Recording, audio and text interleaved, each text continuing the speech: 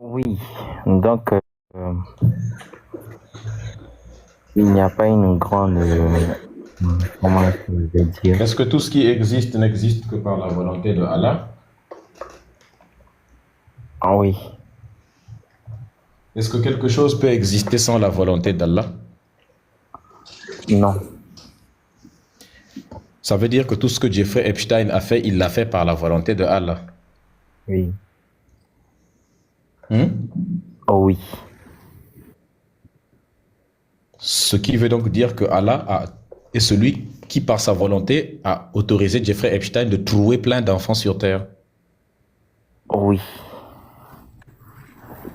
Et toi, tu pries un Dieu comme ça. Et tu es pour ce que Dieu a fait ou bien tu es contre ce que Jeffrey Epstein a fait. Tu es pour ou tu es contre ça? Je suis contre. Mais dans la mesure où il l'a fait par la volonté d'Allah, ça veut dire donc que tu es contre Allah. Non, Est-ce que tu es pour ou contre la volonté d'Allah? je suis pour la volonté d'Allah. Mais ce que Jeffrey Epstein a fait, il l'a fait par la volonté d'Allah. Si tu es pour la volonté d'Allah, donc tu es pour ce que Jeffrey Epstein a fait aux enfants. La volonté d'Allah est parfaite. Allah, il fait tout ce qu'il veut de par sa science.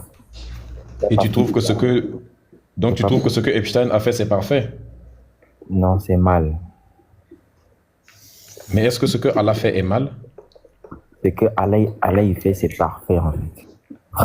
Oui, mais ce que Jeffrey a fait, il l'a fait par la volonté de Allah. Ah oui, Donc si tu es pour la volonté d'Allah, tu es donc pour ce que Jeffrey a fait. non. Jeffrey, C'est pas Jeffrey, possible. Jeffrey Epstein, il agit mal.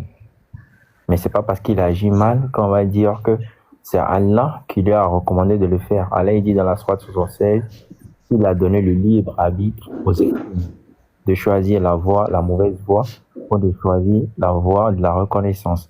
Le fait d'Allah de nous donner le libre arbitre ne l'incombe en rien de nos propres actions vu qu'on a le libre arbitre. Jeffrey Epstein, quand il fait le mal, il sait qu'il fait le mal. Dans Est-ce sa... que tu peux lire la sourate qui vient d'être affichée?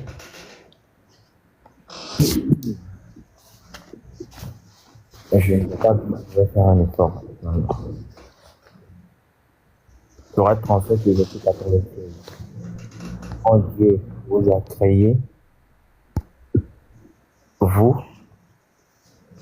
et ce que vous faites. Attends un instant. Irtit, Ouais, ça va, big up, mon gros. d'abord, je ne m'appelle pas mon gros parce que je ne suis pas gros. Et deuxièmement, pourquoi tu as dit dans les commentaires que je suis cinglé? Moi, je vais pas te respecter. Je veux bien te dire bonsoir, mais je vais pas te respecter vu ce que tu dis. Je sais pas si tu te rends compte que tu es en train d'insulter la religion de milliers, de millions, de milliards de gens et que tu associes ça en plus à des gens qui ont un réseau de pédophilie, de violeurs et tout ça, alors qu'il y a plein de musulmans qui sont très sains d'esprit. Tu te rends compte de ce que tu dis ou pas? Si tu arrives à démontrer que ce que je dis est faux, À je me démontrer avec convertis une à ta formule, religion. qu'est-ce que tu me racontes là? Tu dis n'importe quoi? Le problème Réveille-toi un avec les petit gens peu comme là. toi, Eh, il y a 1000 le personnes problème, sur ton live en train de t'écouter, de raconter des conneries comme ça là. Moi, je te dis là salut, encore dans ciao. quelques temps, on sera mille. Ouais, Le fais problème attention avec à les toi faibles, surtout. Fais bien attention à le, toi. le problème avec les petits faibles comme toi, c'est que si je t'attrape dans la rue, je vais d'abord te taper très probablement. Tu me demandes de faire attention. Si tu es capable, viens essayer de me faire quelque chose. Voilà comment votre religion de merde, à chaque fois, vous pensez faire des menaces. Tu vas faire des menaces à qui? Et des petits cons comme toi qui font des menaces, je t'attrape dans la rue, je vais te gifler 2 fois, tu vas faire caca dans tes habits. Tu vas faire quoi? On te colle une balayette et puis tu auras les dents complètement éclatées par terre. Il faut aller faire vos menaces là auprès de n'importe qui là-bas. Hein. Vos menaces là, ce n'est pas avec des gens comme nous. Il ne faut pas venir faire ça chez les Noirs. Des petits cons de maghrébins comme toi, quand on vous attrape dans la rue, 2 balayettes et puis vous êtes à l'hôpital. Vous avez au moins peut-être 6 mois d'ITT. Ne faites pas des menaces à n'importe qui. Hein. On ne menace pas n'importe qui, n'importe comment. Tu dis tu insultes toute une religion. C'est moi qui insulte ta religion ou bien ta religion nous insulte, non? D'abord le Bangala de ton Dieu. Et puis il va faire quoi ton Dieu? Bon, Doucement, écoute-moi, le Bangala de Allah. Bon, doucement, si tu es maintenant fort, tu vas faire quoi? doucement. Toi et puis Allah, vous allez faire quoi? Vous n'allez rien faire. Moi, je suis remonté en respect, j'ai jamais manqué de... Non, je parle de l'autre, celui qui vient de monter tout de suite. C'est des petits cons qui agissent par émotion et qui ont la tête vide, qui ne connaissent même pas les textes de leur propre religion, qui sont incapables de tenir un débat. Maintenant, je viens de le faire. Maintenant, si tu es courageux, toi et Allah, vous allez faire quoi? Vous n'allez rien faire. On parle d'une religion où Allah lui-même nous insulte dans le Coran en nous traitant de singes. Il dit tous les mécréants sont des singes. Il nous traite, lui, Allah, dans le Coran, il nous traite de bâtards, hein, zanim. Allah nous insulte de chiens dans le Coran. Et puis tu me dis à moi, je n'ai pas le droit de critiquer la religion. Et quand on critique la religion, vous dites non, mais c'est une insulte envers la religion. Pourquoi vous ne vous êtes pas inquiété lorsque Allah a insulté les gens dans le Coran? Donc il faut être... soit tu es capable de débattre et puis tu vas me démontrer en quoi j'ai tort, tu tiens un débat, au lieu de venir monter, tu fais comme une éjaculation précoce, tu montes, tu gesticules dans tous les sens et puis tu fuis. Là, c'est des comportements d'éjaculateurs précoces. Bon, s'il vous plaît, tapotez le live massivement. On prononce quelques termes un peu bizarres. Vous savez bien que ces gens-là, quand on les descend du live, ils se mettent à signaler le live maintenant. Maintenant, il va rester là jusqu'à la fin du live. Il va faire que signaler, signaler, signaler parce que c'est ce qu'ils sont, des petits merdeux. On continue notre débat. S'il vous plaît, sécurisez le live, la famille. Pause sécurisée. Un instant, ça la fille, s'il te plaît. La famille, s'il vous plaît, pause sécurisée. On y va, la famille, s'il vous plaît. Est-ce qu'on peut sécuriser massivement le live? Merci Westaf qui est en train de sécuriser le live. Est-ce qu'on peut sécuriser massivement le live, la famille?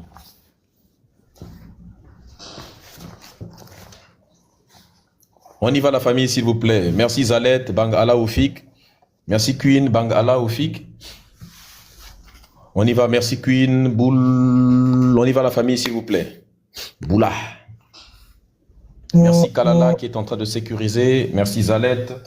On y va, la famille, s'il vous plaît. On sécurise massivement le live. Merci Inanna.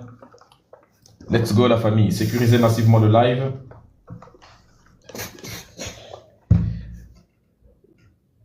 Let's go, la famille. Sécurisez. Merci Kemit 971. On y va, la famille. On protège massivement le live pour éviter les signalements de ces gens. Merci SKD. Medusa Boys qui est en train de sécuriser massivement le live. On y va, la famille. Sécurisez massivement le live. Let's go, la famille. On tapote, on partage, on sécurise, sécurisez. Merci à SKD et Queen Boula qui sont en train de sécuriser le live. Let's go, la famille. Sécurisez massivement le live. Westaf, Boy. Djanju Fidel. Merci Djanju Fidel. Merci à Djanju Fidel qui est en train de sécuriser ce live massivement. Merci à lui depuis la semaine dernière. Il sécurise massivement le live. C'est incroyable. Tambour de vérité qui est en train de sécuriser massivement le live. La famille, on y va. Sécuriser le live. Merci Kalala. Mohamed, est-ce que tu es là? Oui, je suis là. Oui, donc, est-ce que tu peux lire le verset qui est écrit là? Oui, Sourate 37, verset 96. Alors que Dieu vous a créé ainsi que ce que vous faites. Qui a créé ce que je fais? Selon ce verset. Si je dépose une bombe donc dans une école maternelle, ça veut dire que c'est Allah qui a créé mes actions. Merci la coach Arlette. La coach Arlette, bienvenue à toi. J'espère que tu vas bien. Tapotez, partagez le live. Sécurisez s'il vous plaît la famille. N'arrêtons pas de sécuriser massivement le live, la famille. Allez, on y va la famille. Merci Paris 16. Donc ça veut dire que c'est Allah qui a créé nos actions. Tu comprends? D'accord. Maintenant, pourquoi Allah va nous juger pour des actions qu'il a lui-même créées? Parce qu'il nous a donné le libre arbitre de choisir entre bien et le mal. Mais à quel moment j'ai le libre arbitre puisque mes actions, c'est Allah qui les a créées? Il est où il s'exerce à quel moment le libre arbitre? Si je fais quelque chose, cette action, c'est Allah qui a créé cette action. Je suis comme un programme, c'est-à-dire que tu es comme un programme informatique. Quand un dessin animé ou, je sais pas moi, Quand un programme est exécuté, c'est parce que il y a une ligne de code qui a été écrite pour donner une instruction. Donc les actions que tu réalises sont le résultat des instructions codées par Allah. Ton libre arbitre, il s'exerce à quel moment dans ce type de contexte? Le libre arbitre, il s'exerce au moment où tu te rends compte que l'acte que tu veux commettre est quelque chose qui est interdit par Allah. Mais comment l'acte que je peux commettre peut être interdit par Allah alors que l'acte lui-même est créé par Allah? Donc Allah créerait des actes interdits par lui-même? Parce qu'il est omniscient de par sa science. Il sait ce que tu vas faire en avance, sauf que c'est pas lui qui te dit de le faire. C'est pas parce Mais qu'il c'est écrit dans ce verset que c'est lui qui a créé la chose que je vais faire. Donc ce Non, que tu viens de dire est faux. le verset ne dit pas ce que tu dis. Ici, dans le tafsir, on parle des idoles. Ce que vous faites est traduit par les mufassirin comme les idoles. C'est pas les actions des hommes, en fait. Et c'est écrit ici, là, ce que vous Je vais aller faites. dans ton sens, il n'y a pas de souci. Je vais aller dans ton sens, il n'y a pas de souci.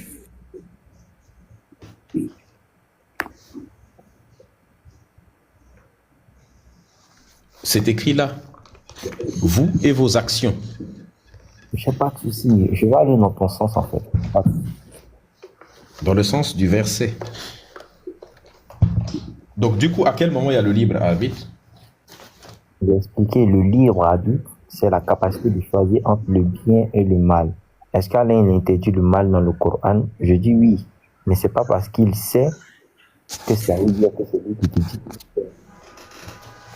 D'où l'omniscience d'Allah. Je sais pas. Je sais pas s'il comprend ce que je dis. Oui, je comprends. L'omniscience n'a rien à voir à ce niveau-là. À ce niveau-là, on parle d'avoir créé les actions. Qui a créé les actions? C'est Allah qui les a créées. Bon, l'action que je réalise, dans la mesure où c'est toi qui as créé, qui as programmé cette action, mes accomplissements ne sont que le résultat des éléments qui ont été prévus par Allah à l'avance. D'accord, je vais prendre un exemple. Est-ce que je peux donner un exemple? Oui. D'accord. Selon vous, Allah a créé nos actions. D'accord. C'est pas selon moi, selon le Coran. Oui. Mais Allah interdit, par exemple, l'alcool dans le Coran. Vous voyez? Et on prend une personne X qui part boire de l'alcool qu'Allah interdit, et ensuite, il part commettre des turpitudes, c'est-à-dire des dommages. Est-ce que les dommages qui ont été occasionnés par cette personne ont été créés par Allah? Moi, je dis non, parce qu'Allah, il a interdit dans le Coran le fait de boire de l'alcool. D'où le libre arbitre de choisir entre le bien et le mal. Le fait de choisir entre le fait de boire ou de ne pas boire de l'alcool n'incombe pas à Allah, parce qu'il a déjà donné le libre arbitre. Quoique, il sait ce qu'on va faire en avance. Ça n'a aucun sens. Comme toujours. Moi, en fait, je suis monté pour que vous me dites... Non, ce que tu dis qui n'a pas... Attends, on est en train de débattre. Moi, je suis monté pour... Le débat est déjà lancé. Il y a un truc que je ne comprends pas. Ce que tu dis n'a absolument aucun sens. Tapotez, s'il vous plaît, les amis. Ce que tu dis n'a pas de sens. L'éthique islamique. Quoi? C'est l'éthique islamique. La capacité de choisir entre le bien et le mal. Mais la capacité de choisir, il n'existe pas le choix en islam. Ah bon? Oui. Pour choisir, il faut exprimer une volonté, non? Oui. N'est-ce pas? Effectivement. Pour que je choisisse, je dois exprimer une volonté. Oui. Notre volonté vient de qui? La volonté vient, n'est-ce pas, de ce qu'on désire. Et Allah, il sait, en fait. Non, la volonté vient de Allah. Non. Lis ce verset que je viens de mettre, la sourate 76, verset 30.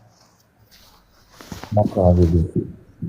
Cependant, je ne saurais vouloir, à moins que Dieu veuille. Et Dieu est omniscient et sage. Lis en bas. Le verset 30, c'est toujours le même verset. Oui, oui. Quoi que vous voulez est conforme à la volonté de Dieu. Dieu est omniscient, sage. Et en bas. Vous ne voudrez que si Dieu veut. Dieu est connaissant, sage. Ce verset est en train de te dire de manière très claire que ta volonté à toi ne peut jamais être à l'encontre ne peut jamais être autrement que celle de Dieu. Ce verset te dit que toute volonté ne vient que de Allah. Et il n'y a rien en dehors de la volonté de Allah. Si tu veux aller poser une bombe dans une école, c'est parce que Allah a voulu avant toi qu'il y ait une bombe dans une école. Merci de King AG. C'est parce que Allah avant toi a voulu que tu partes poser une bombe dans une école. Si Allah n'avait pas voulu, tu n'aurais pas pu le faire. Parce que dans ta religion, on considère que Allah étant le maître de la création, rien ne se passe, aucune action, aucune volonté ne peut advenir dans la création sans que ce ne soit simplement le reflet du Créateur. Tout ce qui se passe vient du maître. Parce que dans un système où toi tu es le maître absolu, s'il se passe une seule chose sans ta volonté, ça veut dire que tu n'es pas vraiment le maître absolu. Effectivement. Donc ça veut dire dans ce verset-là, on te dit toute volonté vient d'Allah. Maintenant, donc, ça veut dire que toutes les actions que nous commettons, qui sont elles-mêmes le reflet de nos volontés, et nos volontés viennent de Allah, donc toute action vient de Allah. Exactement comme l'autre verset que je t'ai montré tout de suite te disait que c'est Allah qui a créé toutes nos actions. Il y a cohérence entre ce verset et l'autre verset. Maintenant, pourquoi ton Dieu nous juge alors que c'est de toute évidence, tout le mal qui est donc commis sur terre, ça vient de Allah. Donc, j'ai eu la volonté d'ouvrir ce live, n'est-ce pas? Oui. J'ai la volonté de critiquer Allah, n'est-ce pas? Oui. Mais le verset dit, vous ne pouvez vouloir que si Allah le veut. Quoi que je veuille, c'est toujours conforme à la volonté de Allah. Ça veut dire que la volonté de Médusa de détruire l'islam, c'est la volonté de Allah. Donc, si tu essayes de m'empêcher de critiquer l'islam, tu luttes contre la volonté d'Allah. Si je suis mécréant, c'est parce que Allah a voulu que je sois mécréant. En essayant de faire de moi un musulman, tu es en train de lutter contre la volonté d'Allah que je sois mécréant. D'accord. Tu vois comment votre religion est un tissu de non-sens. Et ça, quand les êtres humains de l'époque qui fabriquaient ta religion étaient en train d'écrire ceci, ils ne se rendaient pas compte que ça n'avait aucun sens sur le plan logique. D'accord.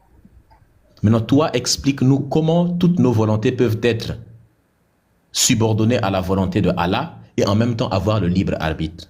Parce que dans ce système, il n'y a pas de libre arbitre du tout. Jeffrey Epstein et tous les enfants qu'il a culbutés, c'est parce que Allah a voulu qu'il les culbute. Les Israéliens ont bombardé la Palestine. Toutes les actions des Israéliens, toute la volonté des Israéliens de raser la Palestine, ça vient de Allah parce qu'il n'y a pas d'autre volonté que celle de Allah. Quoi que vous vouliez, Allah l'a voulu avant vous. Tout missile que Netanyahou a demandé de balancer, s'il a voulu les faire balancer, c'est parce que Allah a voulu avant lui. Tu vois? D'accord. Maintenant, où est le libre arbitre? À quel moment le libre arbitre s'exprime là? Le libre arbitre s'exprime au moment où tu es prêt à commettre l'action mauvaise. Tu sais pertinemment que ce que tu vas faire est mauvais en fait. Est-ce que j'ai raison quand je dis ça? Non, tu as tort. Puisque ce que je veux faire, ça vient de Allah, c'est la volonté d'Allah. Est-ce que c'est en accord avec ma morale à moi? Ta morale à toi? En fait, je parle de celui qui est... Oui, mais en islam, ta morale à toi... Oui, mais en islam, ta morale à toi n'a aucune espèce d'importance. Seule la morale de Allah compte. Ce que toi, tu considères comme bien ou mal n'a aucune importance. C'est ce que Allah considère comme bien et mal qui est le plus important. Si toi, tu considères que A est bien, alors que Allah, lui, considère que A est mal, tu dois abandonner ta considération à toi, tu dois épouser celle de Allah. Automatiquement, tu cesses de croire que A est bien, tu vas automatiquement penser que A est mal parce que Allah a dit que c'est mal. Tu n'as aucune souveraineté devant Allah, vrai ou faux?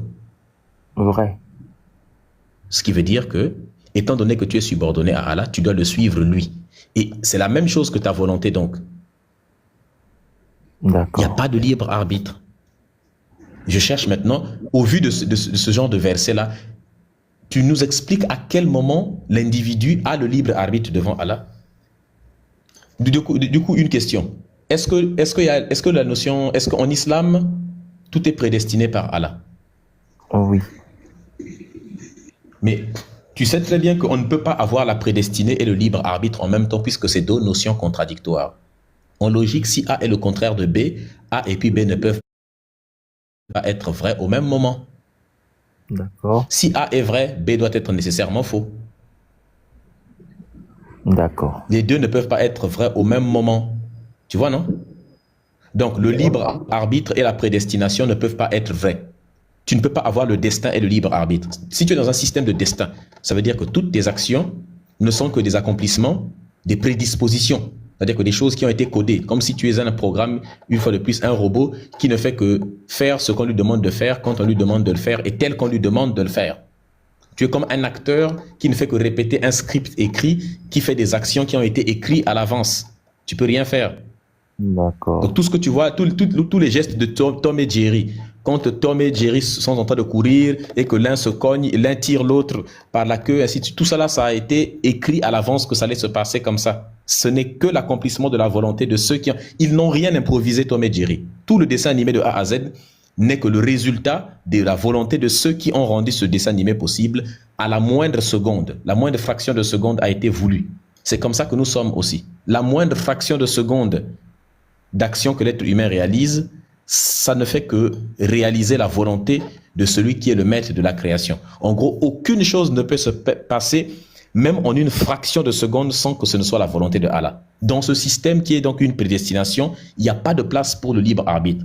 Parce que le libre arbitre voudrait dire la liberté absolue de faire ce que tu veux, quand tu veux, comme tu veux.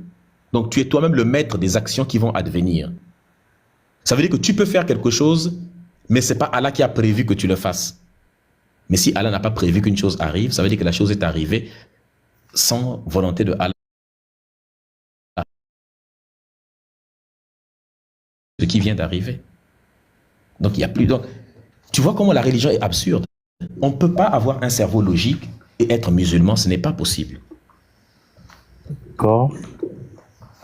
Maintenant, est-ce que tu comprends que le libre arbitre n'existe pas, ou bien tu crois toujours que, en tant que musulman, tu as le libre arbitre, auquel cas tu nous expliques où est-ce que ça se trouve?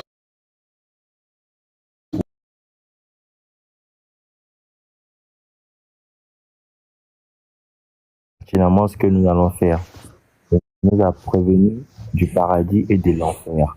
Il nous a montré les actions qui vont nous faire aller en enfer. Il nous a montré les actions qui vont nous faire aller au paradis. C'est-à-dire que toutes les actions que je vais mener, qu'elles m'emmènent en enfer ou au paradis, Allah il les connaît.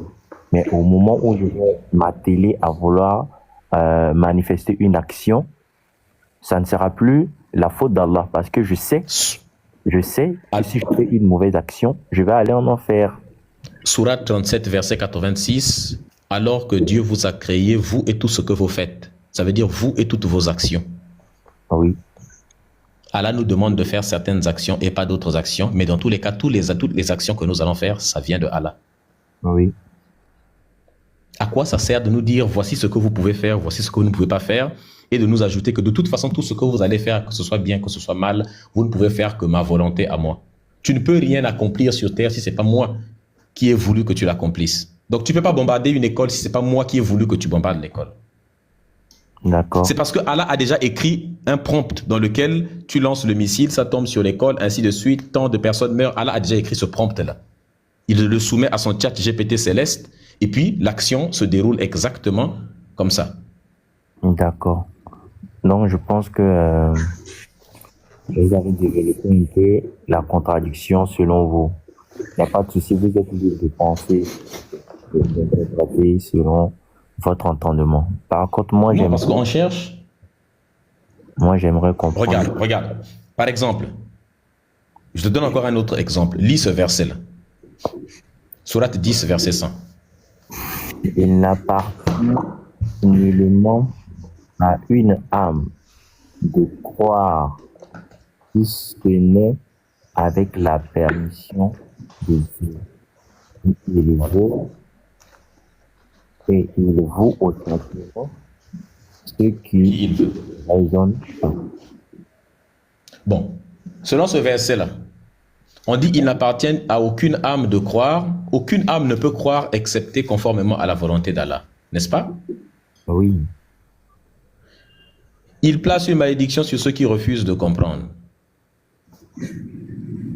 Bon, selon ce verset-là, est-ce que je peux devenir musulman sans la volonté d'Allah? non, Ça veut dire que je ne peux devenir musulman que si Allah veut que je devienne musulman, n'est-ce pas? effectivement. Et si Allah veut que je devienne musulman, est-ce que je peux rester mécréant?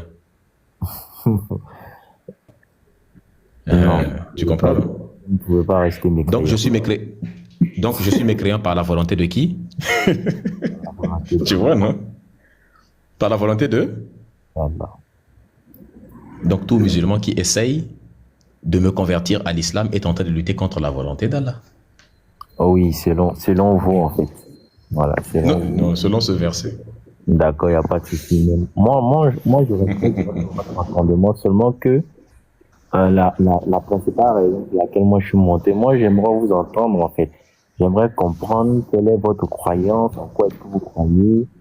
En fait, j'aimerais comprendre quelques paramètres de votre croyance en Christ en fait. Parce que c'est vrai aussi de venir dire des musulmans, et aussi le fait de savoir en quoi est-ce que croit le co-débatteur en fait. Et moi j'aimerais comprendre un peu si M. Médisa voudrait me faire le plaisir de me faire un peu un briefing par rapport à ça. Il n'y a pas de souci. En fait, c'est très simple. Je ne suis pas croyant, donc je n'ai aucune espèce de croyance. Je suis quelqu'un qui a des connaissances et des ignorances. Soit je connais, soit je ne connais pas. Quand j'estime connaître quelque chose, je trouve des arguments pour justifier ma connaissance. Tu vois, quand je connais, je trouve des arguments, des preuves pour étayer mes connaissances. À ce moment-là, quand je dis, j'affirme quelque chose, je fais tout pour avoir les preuves de ce que j'affirme. C'est-à-dire des éléments de réalité pour confirmer mes propos. Et quand je ne peux pas confirmer des propos, eh bien, soit je m'abstiens, soit je précise que les propos que je tiens, je n'ai pas de preuves suffisantes pour ça. Et donc, je préviens que même moi-même, je ne les considère pas comme des vérités absolues. C'est comme ça normalement, ça c'est de la connaissance. Et j'ai des ignorances, c'est-à-dire que des domaines sur lesquels je n'ai pas de connaissances. Et le but de ma vie, c'est de tenter de combler toutes mes ignorances par des connaissances et non pas par des illusions de connaissances qu'on appelle croyances. Parce qu'en réalité, la croyance est une illusion de connaître. Pourquoi? Parce que tandis que la connaissance se base sur des éléments factuels probants, des preuves, la croyance, elle, c'est le fait d'accepter des choses comme des vérités absolues sans avoir de preuves. Elle affirme de manière péremptoire, de manière absolue, sans fait, sans preuve. Ça, c'est une illusion de connaissance. C'est quand tu penses connaître, mais en fait, tu ne connais pas. C'est ce qu'on appelle la croyance. Et donc, c'est pour ça que je n'ai pas de croyance, je n'ai que des connaissances et des manques de connaissances. Et j'essaie de combler mes manques de connaissances par de la connaissance. C'est pour ça que je ne suis pas croyant. Et donc, la croyance, pour moi, est un acte inutile. La croyance ne permet de ne rien créer, de ne rien fabriquer. Elle n'avance pas l'humanité. Au contraire, elle recule l'humanité. Si tu regardes autour de toi, là où tu es actuellement, est-ce que tu peux me pointer juste une seule chose, là où tu te trouves actuellement dans ta maison là-bas? Regarde tout autour de toi. Est-ce que tu peux me dire une seule chose qu'on a créée grâce à la croyance, par exemple? Est-ce que tu vois une seule chose qu'on a créée grâce à la croyance? D'accord. En partie, je suis d'accord parce que la croyance est abstraite. Elle est en vie. Je suis d'accord. Je suis d'accord. Et vous me demandez, est-ce que je peux cibler une chose autour de moi actuellement qui a été créée par la croyance? Et il n'y en a pas. Parce que et mon placard, et peut-être mon buffet, ou encore le lit sur lequel je me trouve, ce n'est pas la croyance qui a créé cela, mais c'est plutôt les actions des hommes, n'est-ce pas, pour parfaire leur sphère terrestre, c'est-à-dire leur environnement, le développement environnemental. Donc ça ne relève pas de la croyance, mais peut-être de ce qu'on appelle, le mot m'échappe, le progrès, vous pouvez mettre ça dans le lot du progrès ou le fait de développer, n'est-ce pas, sa sphère terrestre en fait. C'était l'environnement dans lequel on vit. Ce n'est pas la croyance qui fait ça.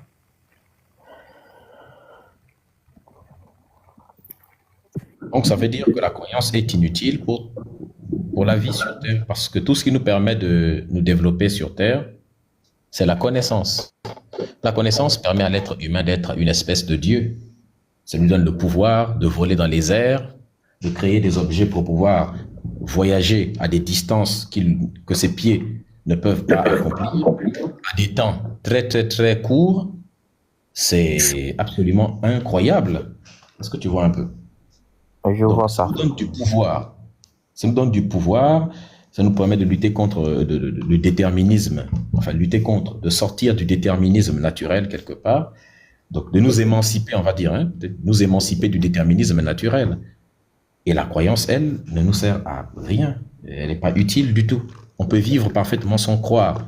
Mais vivre sans connaissance est une vie de malheur, une vie une vie de larve en quelque sorte. On ne peut pas vivre sans connaissance vraiment, mais on peut vivre sans croyance très bien, au contraire.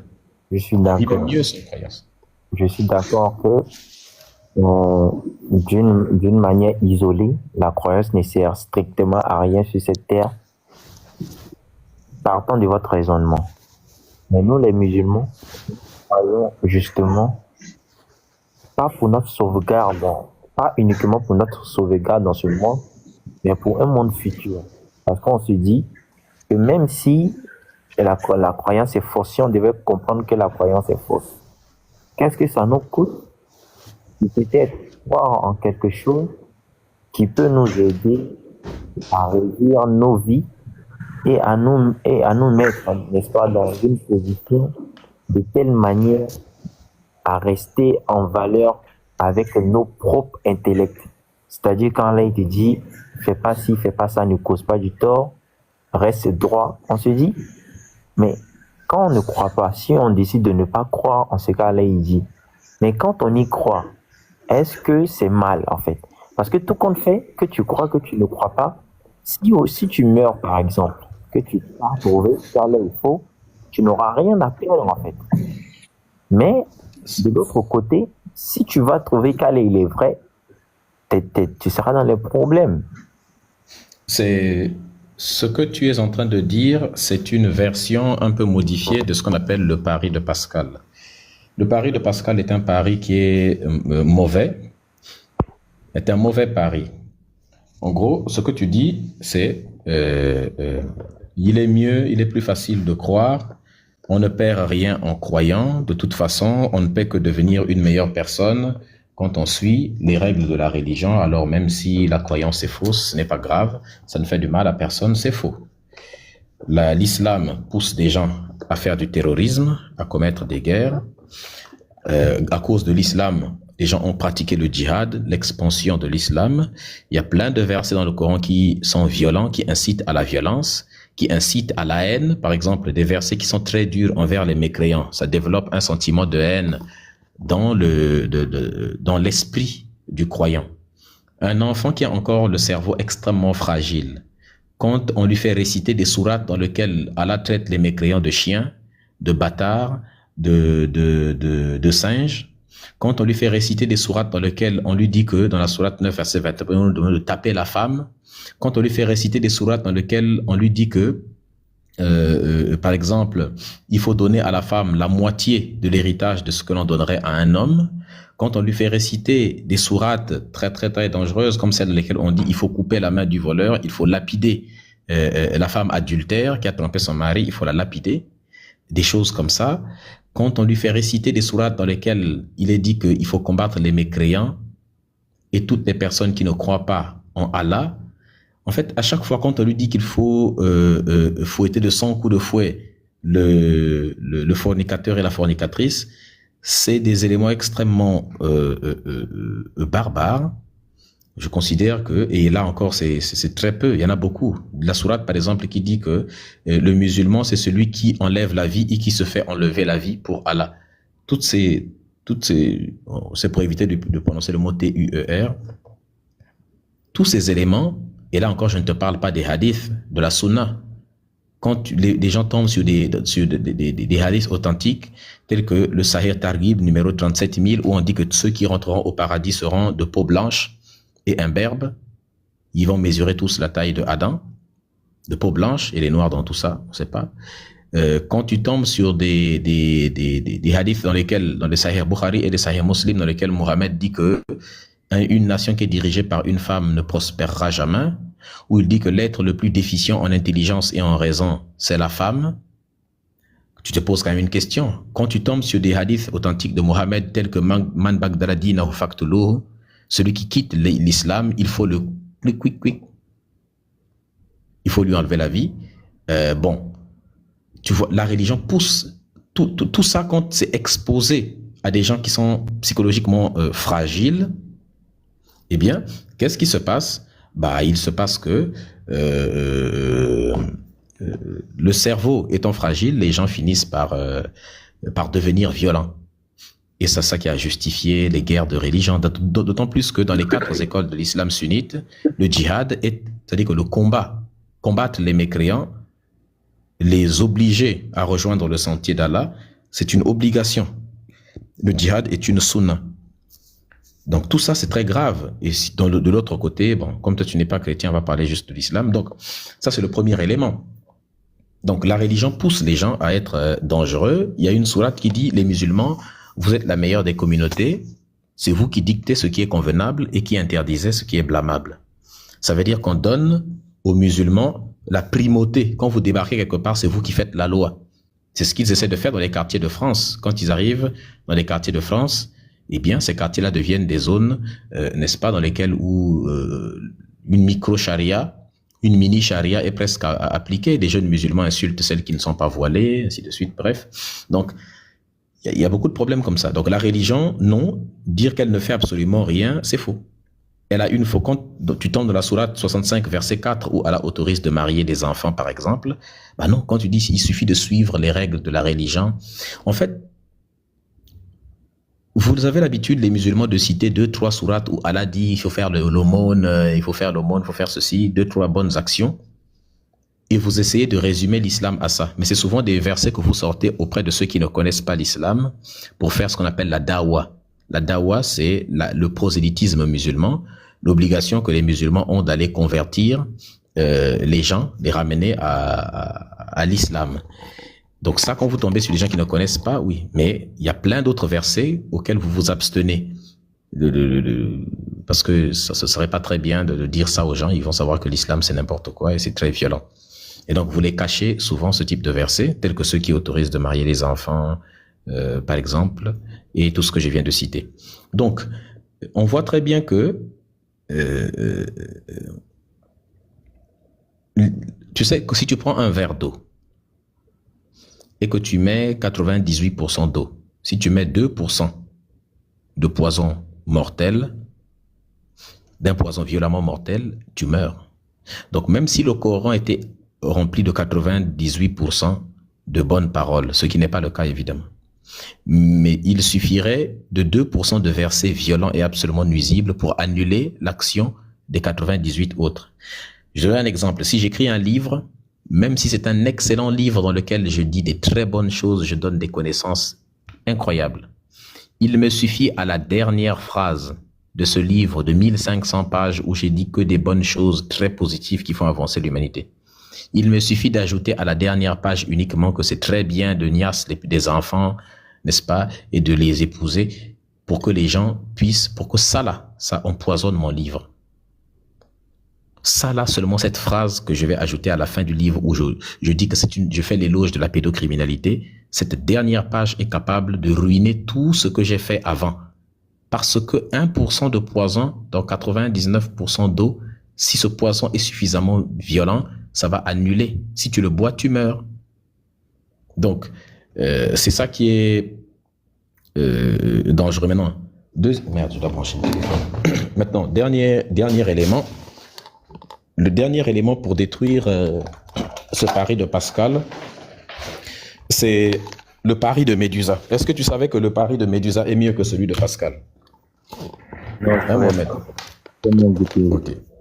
Voici le pari de Médusa qui a pour objectif de détruire le pari de Pascal et de montrer que le pari de Pascal est un faux pari. Tandis que Pascal te dit que il est mieux de croire, comme ça, même si tu meurs, tu auras passé toute ta vie à croire, mais de toute façon, ce n'est pas mauvais. Même si tu meurs comme ça, bon, ça ne t'aura rien coûté de mal. Moi, je dis non. Premièrement, il vaut mieux pour moi passer sa vie à ne pas croire. Si je passe ma vie sans être musulman, chrétien ou quoi que ce soit, je vais simplement me contenter d'être quelqu'un de bien. Et on n'a pas besoin de l'islam ni du christianisme pour savoir distinguer ce qui est bien ou ce qui est mal, tu le sais toi-même. Il y a ce qu'on appelle la morale immanente, c'est-à-dire qu'une morale qui est déjà en nous. Chaque être humain a ce qu'on appelle la capacité de l'empathie. L'empathie, c'est la capacité de se mettre à la place de l'autre, et même l'hyper-empathie, la capacité de ressentir ce que l'autre ressent. Je n'ai pas besoin d'une religion pour savoir que si on me vole mon téléphone, je ne vais pas me sentir bien, je vais avoir mal. Donc, je sais que si je vole le téléphone de l'autre, il se sentira mal aussi. Donc, quand je vole le téléphone de l'autre, je sais très bien que ce que je fais est mal parce que je n'aimerais pas qu'on me le fasse. Donc, ce que je ne voudrais pas qu'on me fasse, je ne dois pas le faire aux autres.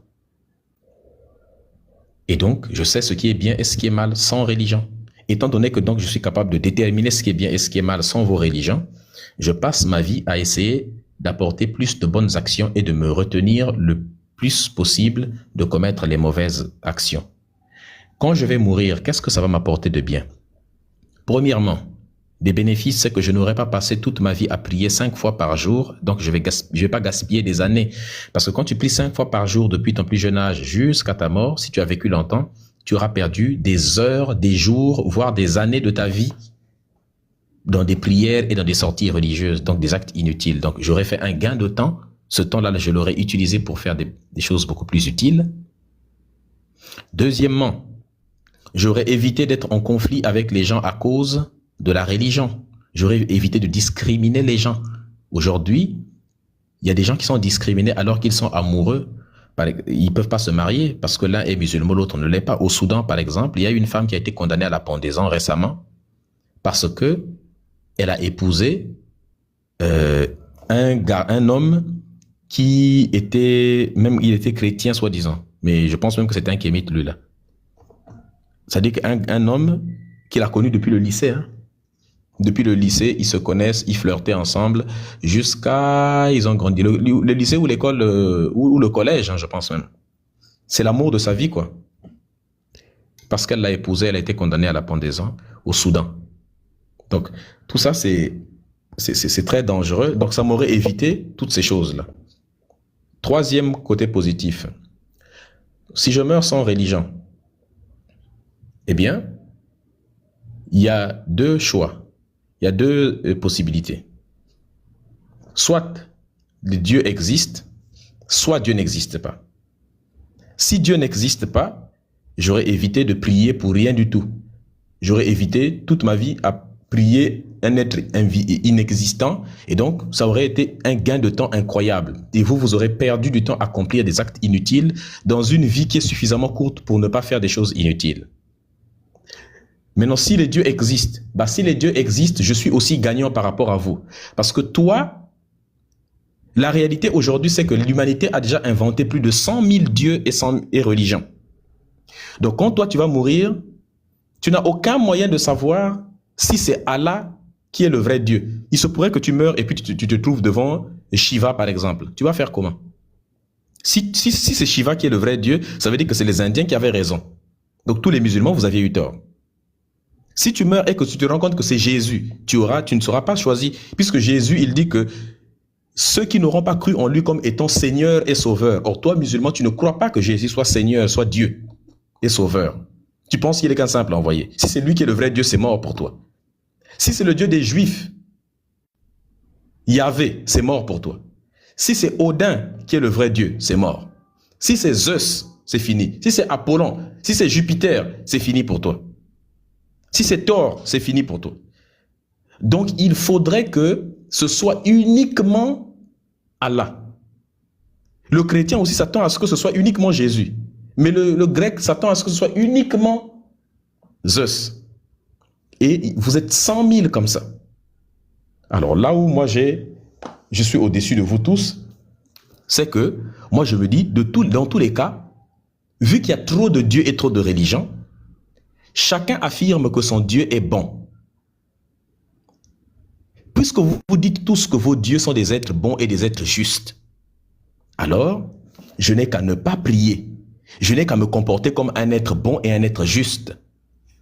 Le jour où je me retrouverai après la mort devant les dieux, peu importe que ce soit celui des musulmans qui était le vrai, celui des juifs, celui des chrétiens, celui des indiens, peu importe le Dieu qui sera là-bas. S'il est vraiment un être juste, il regardera ma vie et mes actions que j'ai commises. Il ne va pas me juger en fonction de si j'ai cru en lui ou pas. Parce qu'en réalité, il est mieux de commettre des bonnes actions que de croire en un Dieu. Si tu es réellement quelqu'un qui a un cerveau normal, Mohamed Salafi, à la question entre un musulman qui commet des mauvaises actions, mais il croit fermement à Allah, et un non-musulman, un non-croyant, un médusa qui ne croit pas, mais qui commet des bonnes actions, quelle est la meilleure personne?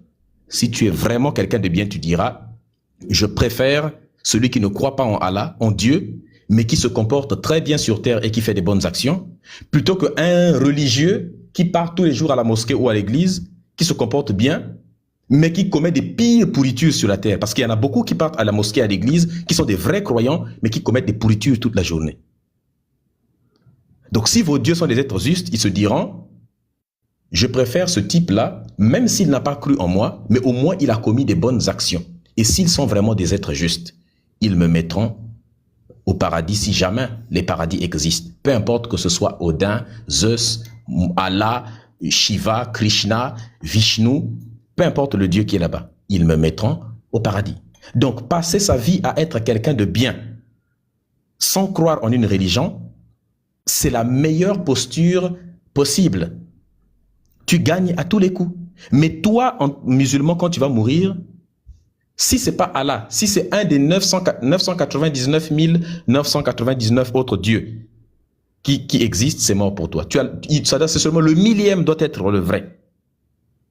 Ça, c'est pas bien. Si un seulement, c'est mort. Et si c'est effectivement Allah, il va encore juger, tu n'es pas encore sauvé. Donc, si tu arrives à te dire, ok, c'est Allah qui est le vrai Dieu, j'ai réussi, ce n'est pas les autres, d'accord. Mais même si c'est lui, il va encore juger tes actions. C'est pas tous les musulmans aussi qui vont rentrer dans ce fameux paradis. Donc, dans tous les cas, ce seront tes actions qui seront jugées en dernier ressort. Ça veut dire, laisse tout ce qui vient avant les actions, concentre-toi uniquement sur le fait de mener des bonnes actions quand tu vis, ça sera beaucoup plus bénéfique. Or, qu'est-ce que la religion t'apprend? La religion, ce que je dis est très logique. Or, la religion, qu'est-ce qu'elle te dit? L'islam te dit, même si Médusa a passé toute sa vie à être l'être le plus modèle, le plus bien, le plus parfait, le plus moral possible, il a apporté tellement de bien, il a sauvé des villes entières, des pays entiers. Même si c'est le cas, eh bien,